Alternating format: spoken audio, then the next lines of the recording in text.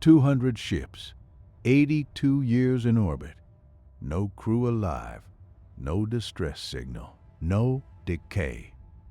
The Galactic Council classified the dead fleet as a navigational hazard and voted to destroy it. 3 times. 3 times, something stopped them. Not a weapon, not a shield, a voice, a single transmission, repeating on a frequency no alien species could decode. It was old frontier English, a dialect humans themselves had forgotten. When linguist Maren Coyle finally translated the first sentence, she didn't file a report. She boarded the flagship alone, because the sentence wasn't a warning. It was a question. If you're new to Orbit, Cowboy, ride with us. Saddle up and subscribe. Now, let's begin. The fleet had no name in any official record. The Galactic Council referred to it as Navigational Anomaly 771, a classification typically reserved for asteroid clusters and derelict mining rigs. But everyone who had ever seen it, every patrol pilot, every freight captain, every deep-range surveyor who had drifted close enough to catch its silhouette against the dying light of the Vera Nebula, called it the same thing. The dead fleet. 200 warships. Galactic Navy designation, Terran-class heavy cruisers, each 600 meters long. Built in the shipyards of Callisto during the Second Expansion, an era when humanity was still learning how to project power beyond its own solar system. The ships were old, not ancient in the way alien civilizations measured time, but old enough that their hull markings had faded. Their transponder codes had been deleted from every active database, and their design language belonged to a generation of engineers who had long since turned to dust. They hung in orbit above a planet called Varan, 4, a world that had once been a human colony and was now nothing, not destroyed, not abandoned, simply empty. The buildings were still there, the roads, the landing pads.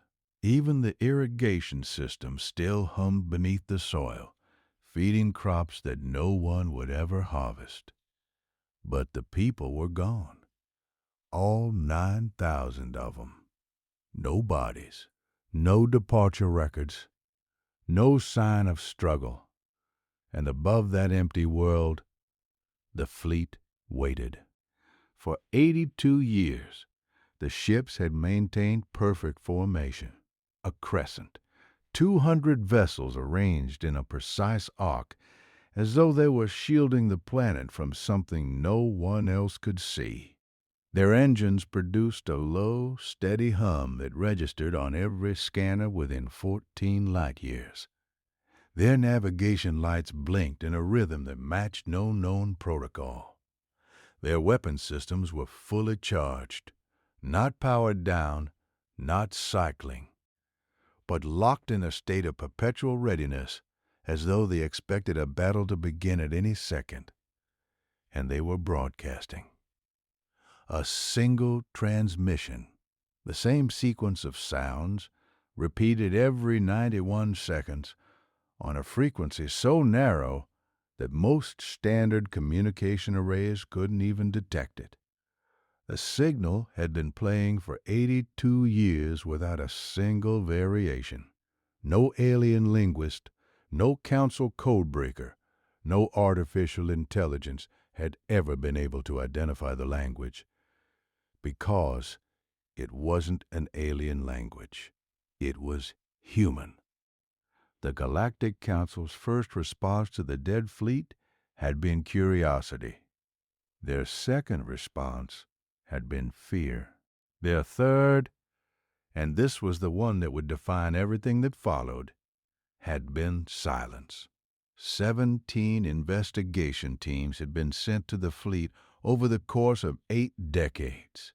The first team, a 4-person Veilith science crew, had boarded the flagship and returned in under 20 minutes. Their report was 3 sentences long. The ship is operational. The crew is absent. We recommend no further contact. No explanation. No data files. No sensor logs. Just 3 sentences and a request to be reassigned to a different sector. The Council sent a second team. Tellurian Marines this time, combat-trained, psychologically screened, equipped with the best scanning technology the Union had to offer. They lasted 6 hours aboard the flagship before their commanding officer triggered an emergency extraction. The official reason was listed as equipment malfunction, but the Marines who returned refused to enter a starship for the next 3 years. By the 5th team, a pattern had emerged. Every crew that boarded the dead fleet came back alive. Every crew came back physically unharmed, and every single one refused to discuss what they had found. Not couldn't, refused. The Veilith scientists who had been so efficient in their 3-sentence report, they resigned from the academy within a month. The Tellurian Marines, 2 of them requested memory suppression, a procedure so extreme that it required approval from 3 separate ethics boards. The 7th team, a mixed-species diplomatic corps, returned and immediately filed a petition to have the fleet reclassified from anomaly to sovereign entity. Sovereign entity. A fleet of dead ships with no living crew, and they wanted it treated as a nation. The Council voted to destroy the fleet twice. Both times the vote passed. Both times the demolition ships arrived at the coordinates, locked their weapons, and then stopped. Not because of a malfunction. Not because of a countermand. The captains simply refused to fire. When pressed, each one gave the same answer. We received a transmission. The same transmission. The one that had been playing for 82 years. The third demolition attempt was different. The Council sent unmanned vessels, drones with no crew, no AI, no decision-making capacity beyond their targeting protocols. The drones arrived, they locked on, they fired. Every missile detonated 600 meters from the fleet. Not intercepted, not deflected. Simply stopped. As though the space around the dead fleet had decided that violence was no longer permitted within its borders. After that, the Council sealed the sector. Navigational Anomaly 771 was reclassified as a permanent exclusion zone. No further contact, no further investigation. The dead fleet would orbit Verin 4 until the star burned out, and that was the end of it. It would have been the end of it if the transmission hadn't changed. For 82 years, the signal had been identical. The same sounds, the same rhythm, the same 91-second interval. Linguists across 40 star systems had studied recordings of it, mapped its phonetic structure, and concluded that it was almost certainly a human language, but not one that corresponded to any dialect spoken in the current era. It was old, pre-expansion old. The kind of language that existed only in archive recordings and academic databases, the speech patterns of Earth's earliest frontier colonies, before humanity had standardized its tongue for interstellar communication, a dialect called Old Frontier English, spoken by the first settlers who had left Earth not in sleek colony ships, but in converted cargo haulers, heading for worlds they had no maps for, carrying nothing but seed vaults and stubbornness. Only a handful of people in the entire galaxy still studied old frontier English. Most of them were academics, linguists who treated it as a curiosity, a footnote in humanity's migration history. But there was one person who didn't study it. She spoke it. Maren Coyle was 59 years old. She lived alone on a moon called Dust, a name that described both its surface and its population. She had been retired for 4 years, though retired was a generous word for someone who had simply stopped answering calls. For 31 years before that, she had worked as a linguistic interpreter for the Galactic Council's Office of Final Records, a department whose name was a bureaucratic euphemism for what it actually did. It collected last words. When a colony ship went silent, Maren translated the crew's final transmissions. When a mining outpost collapsed, she deciphered the workers' goodbye messages, often recorded in panicked, dialect-heavy speech that no standard translation program could parse. When soldiers died on forgotten battlefields, their dying whispers, recorded by helmet sensors and transmitted to next of kin, passed through Maren's hands first. She had translated the last words of over 11,000 people. She knew what fear sounded like in every human dialect, from Seoul to the outer reach. She knew the rhythm of a voice that knew it was about to end. She knew, better than anyone alive, that the dead did not choose their words carelessly. The council found her sitting on the porch of a small stone house on Dust, feeding grain to a species of bird that had no name in any catalog. The 2 officers who approached her were Valeth, tall, gray-skinned, visibly uncomfortable in the low gravity. They carried a data pad containing a single audio file. "We need you to listen to something," the senior officer said. Maren didn't look up from the birds. "I'm retired. This is from the dead fleet." She stopped. The birds scattered. Maren Coyle looked at the officer for the first time, and something in her expression shifted. Not surprise, not fear, but recognition. As though she had been expecting this visit for a very long time. She took the data pad, pressed play. The sound that emerged was low, rhythmic, and unmistakably human. A voice speaking words that Maren hadn't heard spoken aloud in over a decade. Words from a dialect that belonged to a world that no longer existed.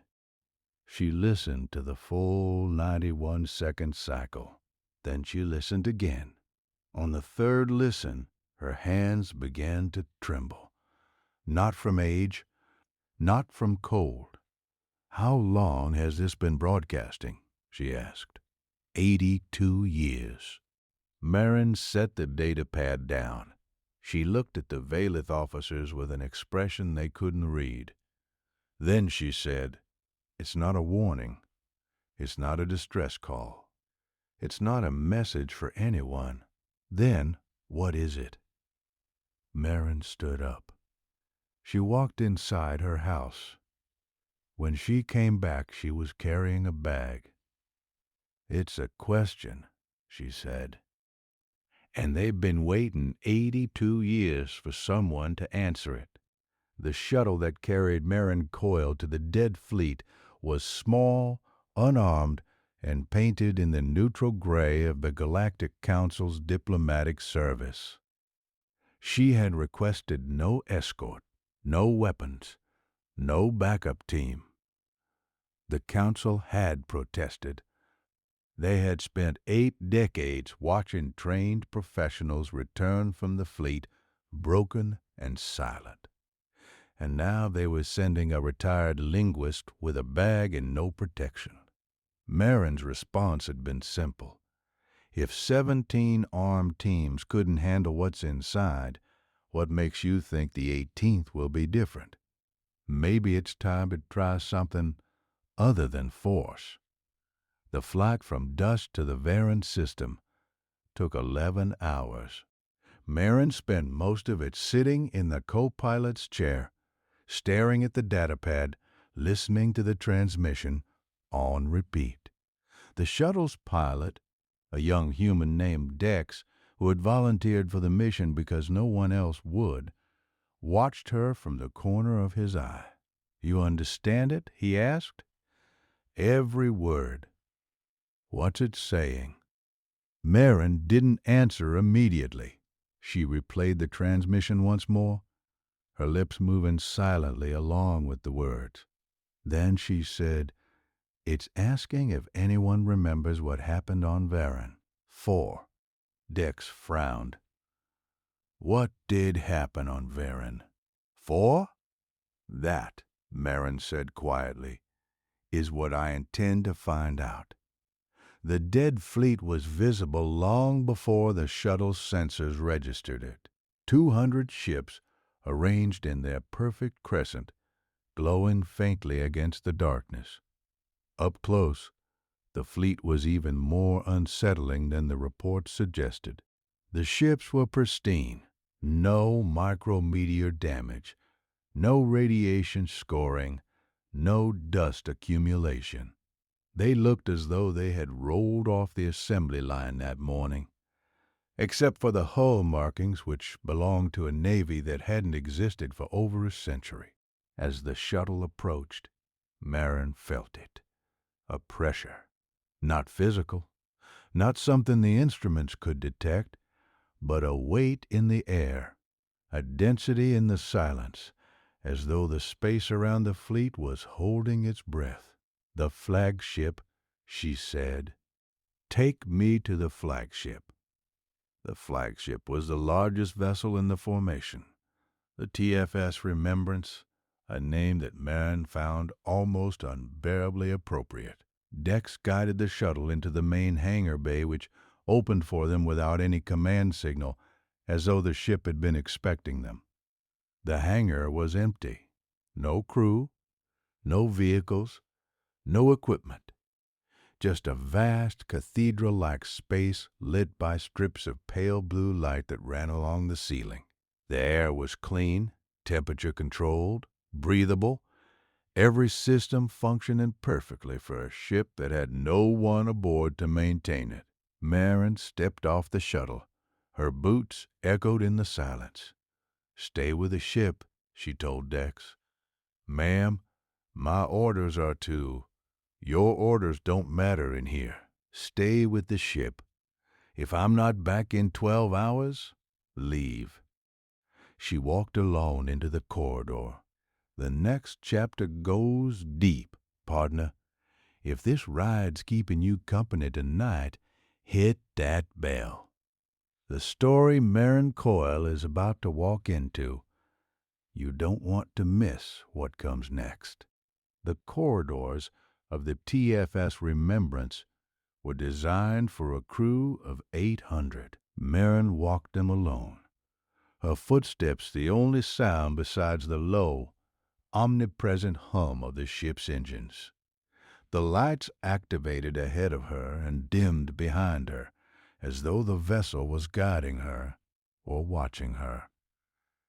She passed crew quarters with bunks neatly made, a mess hall with trays set for a meal that was never served, a medical bay with instruments still calibrated and waiting. Everything was preserved in a state of impossible perfection, as though time had simply agreed to stop inside the hull. But it wasn't the perfection that disturbed Maren. It was the personal effects. In every cabin, on every bunk, beside every workstation, there were small, human things. A photograph tucked into a mirror frame. A woman holding a baby, both squinting into a sun that had died millions of years ago. A handwritten letter folded 3 times and placed under a pillow, the ink faded, but still legible. A child's drawing, stick figures standing on a planet, the sky filled with stars and the word home written in crayon across the top. These people had lived here. They had slept, eaten, laughed, missed their families, and then they had vanished, leaving everything behind as though they expected to return at any moment. Maren climbed through 7 decks before she reached the bridge. The door was open. Inside, the command center was arranged in a wide semicircle, 12 stations facing a panoramic viewport that showed the pale blue curve of Varen, 4 below. Every console was active. Every screen displayed data, navigation charts, weapons diagnostics, communication logs. All of it current, all of it updating in real time, maintained by a ship that had been running itself for nearly a century. And in the captain's chair, there was a book. Not a data pad, not a screen. A physical, bound book, the kind that hadn't been manufactured in 200 years. Its cover was leather, cracked and worn, and its pages were filled with handwriting. The same hand, the same ink, page after page. Maren picked it up. She opened to the first page and began to read. The language was Old Frontier English, the same dialect as the transmission, and the words were not a captain's log. They were not orders or reports or strategic assessments. They were a confession. The book had been written by Captain Elara Voss of the TFS Remembrance, a name that Maren recognized from her years in the Office of Final Records. Elara Voss was a footnote in military history, a decorated officer who had commanded the defense of Varen. 4 during the Outer Reach conflicts, a series of small, brutal wars between human frontier colonies and the Drenathy Syndicate. The history book said the conflict ended in a ceasefire. The history book said Varen 4 was evacuated peacefully. The book said otherwise. Captain Voss's handwriting was precise and unhurried, the script of a woman who knew she had all the time in the world, because time in the dead fleet had apparently become a matter of negotiation. The Drenathy had not come to conquer Varen. 4. They had come to harvest it.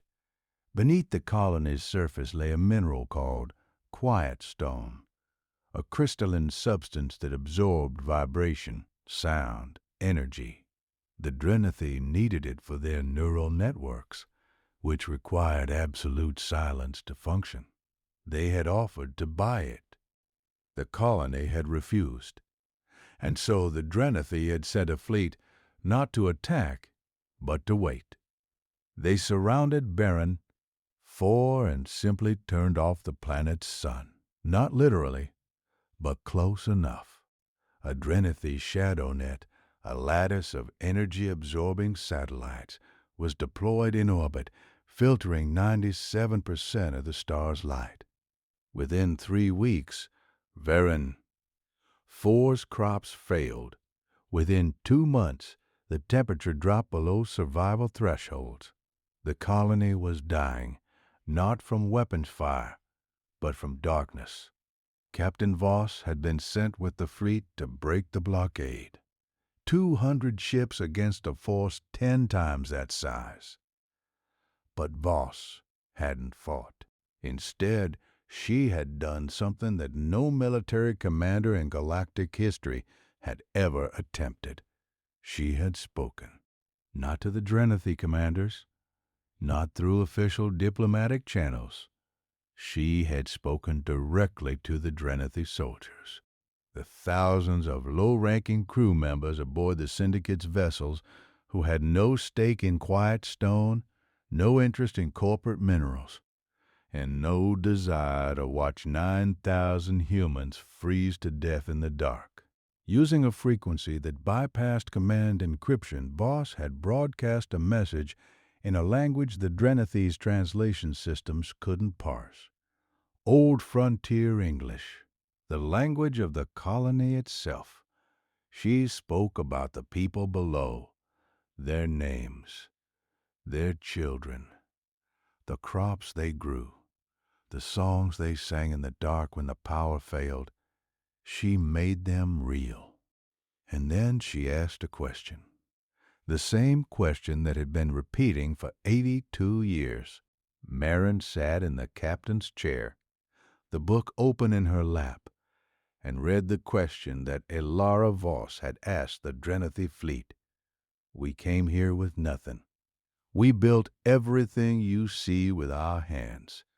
We asked no one's permission. We harmed no one's world. We grew food from dead soil and raised children under borrowed stars. And now you sit above us and take our light. So I ask you, not your commanders, not your councils, not your syndicate. I ask you, the ones pulling the triggers, when you go home tonight and your children ask you what you did today, what will you tell them? It was not a diplomatic maneuver. It was something far older and far more dangerous. It was a mirror. Maren understood now why the 17 teams had come back silent. They hadn't been traumatized. They hadn't been threatened. They had heard the question, and they couldn't answer it. Every person who boarded the fleet heard Voss's broadcast, still playing on every speaker, in every corridor, on every deck. And every person had to face the same impossible choice.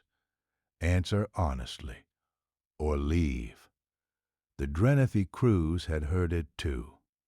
82 years ago, the low-ranking soldiers aboard the Syndicate fleet had listened to Voss's question, and one by one they had powered down their weapons, not because they were ordered to, not because they were afraid, because they could not answer the question and still pull the trigger. The shadow net had been dismantled within a week. The Drenathy fleet withdrew. Varen 4 was saved. But Captain Voss and her crew never returned home. They stayed. All 800 of them, across all 200 ships, chose to remain in orbit above the colony they had saved, not as guards, not as a defensive force, as a reminder. Voss had written it in the final pages of her book. If we leave, they'll forget. The Council will classify it. The Syndicate will deny it. And in 50 years, someone will do it again to another colony, on another world, under another shadow net. We stay so the question keeps asking itself. We stay because silence is the enemy of memory. The crew had known what it meant. They would never see their families again, never walk on solid ground, never feel weather or taste rain. They would live and die aboard these ships, maintaining the broadcast, keeping the question alive. And when the last of them died, decades later, old and alone in the corridors of ships that had become their tombs, the ships kept going. The systems they had programmed continued to function. The broadcast continued to play. The fleet held its formation, a crescent of steel and stubbornness, asking the same question to anyone who would listen. For 82 years, no one had answered. Maren closed the book. She sat in the silence of the bridge for a long time, looking down at Vuren 4 through the viewport. The planet was still empty. The buildings were still standing. The irrigation systems were still running. She understood now why the transmission had changed, why, after 82 years, the dead fleet had spoken a new word. Her name. It wasn't the ships that had called her. It wasn't some ghost or AI or supernatural force. It was the question itself, circling the galaxy for 8 decades, waiting for someone who could hear it, understand it, and do what no one else had been willing to do. Answer it. Maren stood up. She walked to the communications console. The controls were simple, analog, built for hands that didn't trust digital interfaces.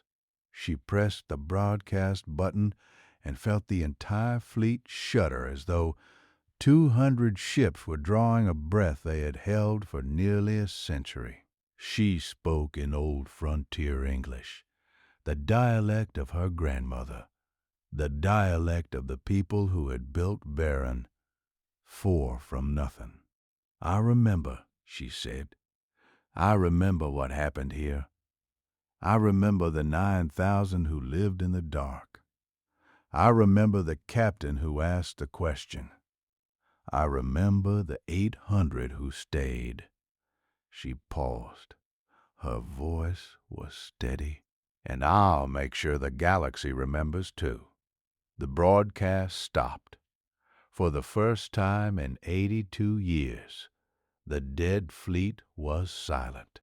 Maren Coyle walked back through the corridors of the TFS Remembrance, past the photographs and the letters and the child's drawing with "Home" written across the sky. She passed through the hangar where Dex was waiting, pale-faced and wide-eyed, and she climbed into the shuttle without a word. As they pulled away from the flagship, Maren looked back through the viewport. The fleet was still there, 200 ships in their perfect crescent. But something had changed. The navigation lights, which had blinked in that same unidentifiable rhythm for 82 years, were now dark. The engines, which had hummed without pause since before Maren was born, fell silent.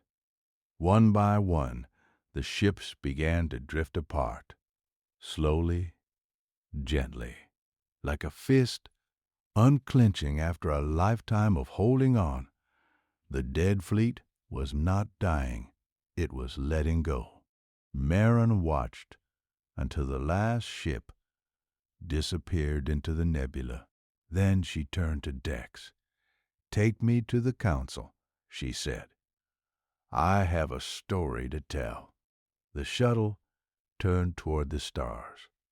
Behind them, Varan 4 sat in the quiet, not empty any more, but waiting. The irrigation systems hummed. The crops grew toward a sun that shone unfiltered for the first time in over a century. And in the soil beneath the roads and the buildings and the landing pads, the quiet stone pulsed with a warmth that had nothing to do with minerals. It was the warmth of being remembered.